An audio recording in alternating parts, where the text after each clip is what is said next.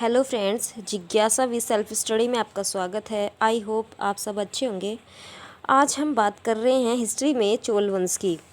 चोल वंश की शासन, संस्कृति, सभ्यता और उपलब्धियाँ।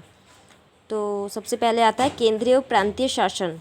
केंद्रीय शासन का प्रधान सम्राट होता था और वह सम्मानित उपाधियाँ धारण करता था।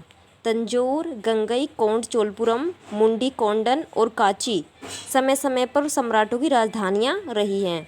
सम्राटों के सम्मान में ऐश्वर्य में वृद्धि हुई थी और मंदिरों में सम्राटों और उनकी पत्नियों की मूर्तियां भी प्रतिष्ठित की गई थी। परंतु चोल शासक निरंकुश न थे और प्रजा की भलाई के लिए वो सार्वजनिक कार्य करते थे और अपना कर्तव्य मानते थे। और चोल शासकों में युवराज को उत्तराधिकारी चुनने का जो था परंपरा थी। यदि युवराज सबसे बड़ा जो पुत्र होता था अयोग्य है तो छोटे पुत्रों में से भी युवराज चुनने के उदाहरण मिलते हैं। चोल सम्राटों ने एक विशाल सेना, श्रेष्ठ नौसेना का निर्माण किया था। हाथी, घुड़सवार, पैदल सेना के मुख्य अंग थे। अभिलेखों से चोल सेना में 70 रेजिमेंटों का होना प्रकट होता है। उनकी सेना में 60,000 हाथी थे और पूरी सेना में 1,50,000 सैनिक थे। अरब से श्रेष्ठ घोड़े मंगाए जाते थे और उन पर काफ़ी धन व्यय किया जाता था। श्रीलंका और शैलेंद्र साम्राज्य पर आक्रमण कर सके, जिससे वो अरब सागर में अपने व्यापार की सुरक्षा कर सके और बंगाल की खाड़ी को वस्तुतः अपनी एक झील बना सके।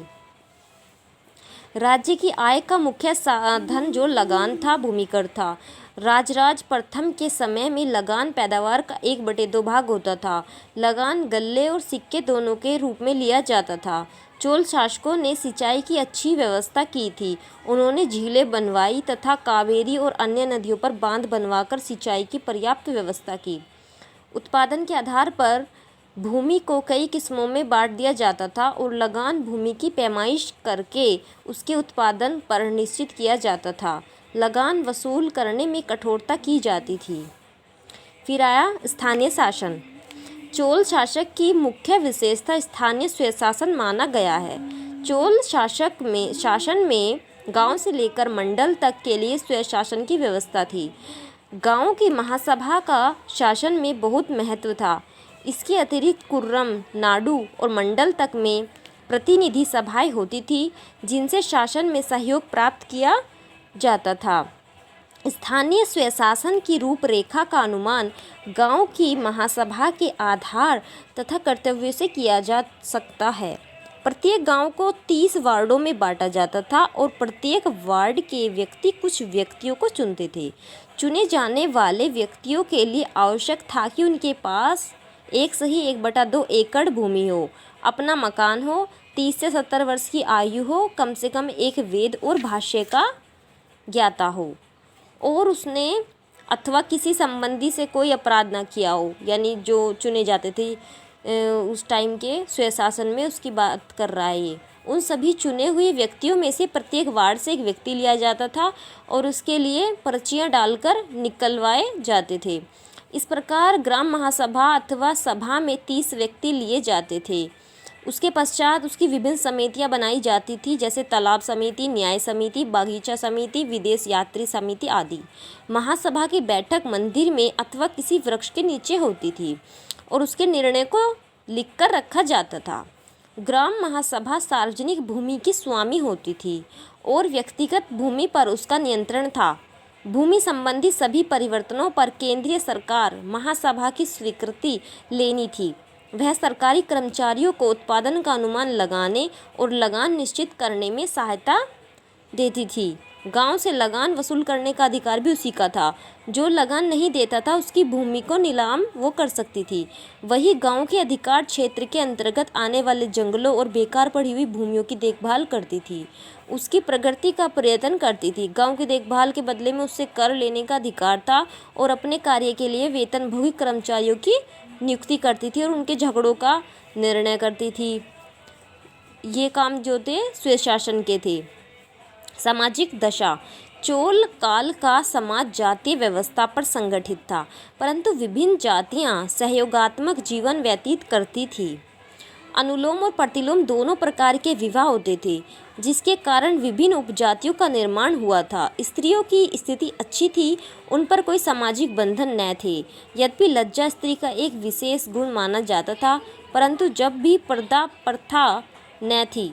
पर्दा प्रथा उस टाइम पर नहीं थी और स्त्रियां सभी सामाजिक और धार्मिक कार्यों में भाग लेती थी।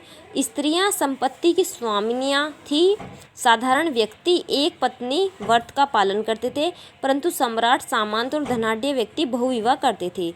देवदासी प्रथा प्रचलित थी और नगरों में गणिकाएं, वेश्याएं भी होती थी। समाज में दास प्रथा भी प्रचलित थी। और आर्थिक जो दशा थी चोल वंश में काफ़ी अच्छी थी। कृषि की वृद्धि के लिए सिंचाई की व्यवस्था थी। समृद्धि का जो आधार था राज्य की वो प्रजा थी। और नौसेना के कारण समुद्री मार्गों से विदेशी व्यापारों में प्रगति हुई थी। आभूषण, धातु आदि वस्तुओं का निर्माण, नमक बनाना, मूर्ति और मंदिरों का निर्माण प्रमुख थे। ललित कलाएं। चोल शासक महान निर्माता थे। उनके समय में अनेक नगर, झील, बांध, तालाब आदि बनाए गए। राजेंद्र प्रथम द्वारा अपनी राजधानी गंगाईकोंडचोलपुरम के निकट बनवाई गई एक झील बहुत विशाल थी, जिसमें कोलेरून और बेलार नदियों का जल भरा था और उसमें अनेक नहरें निकाली गई थी। परंतु चोल कला की प्रमुख विशेषताएं मंदिरों और मूर्तियों के निर्माण में पाई जाती हैं। ये मंदिर छोटे बनाए गए थे। विजयालय चोलेश्वर मंदिर, नागेश्वर मंदिर, कोरंगनाथ मंदिर, मुवरकोवृत्तिन मंदिर प्रारंभिक चोल कला के अच्छे नमूने हैं। नागेश्वर मंदिर के गर्भगृह की बाहरी दीवार पर स्त्री पुरुषों के सजीव तक्षण चित्र बनाए गए हैं। बाद में चोल साम्राज्य की संपत्ति और ऐश्वर्य में वृद्धि हो जाने पर बड़े बड़े मंदिरों का निर्माण हुआ। राजराज प्रथम ने तंजौर में राजेश्वर मंदिर का निर्माण किया। उसी ने तिनवेली जिले में विरुवलीश्वरम का मंदिर बनवाया, जिसमें पत्थर में खुदे तक्षण चित्र बनाए गए हैं। राजेंद्र प्रथम ने अपनी राजधानी गंगईकोंडचोलपुरम में राजेश्वर की भांति ही शिव का एक विशाल मंदिर बनवाया। और तंजेश्वर में राजराजेश्वर का मंदिर 150 मीटर लंबा और 75 मीटर चौड़ा है। यह संपूर्ण भारतीय वास्तुकला की अनुपम कसौटी है। आई होप आपको ये वीडियो अच्छी लगी होगी। Thank you.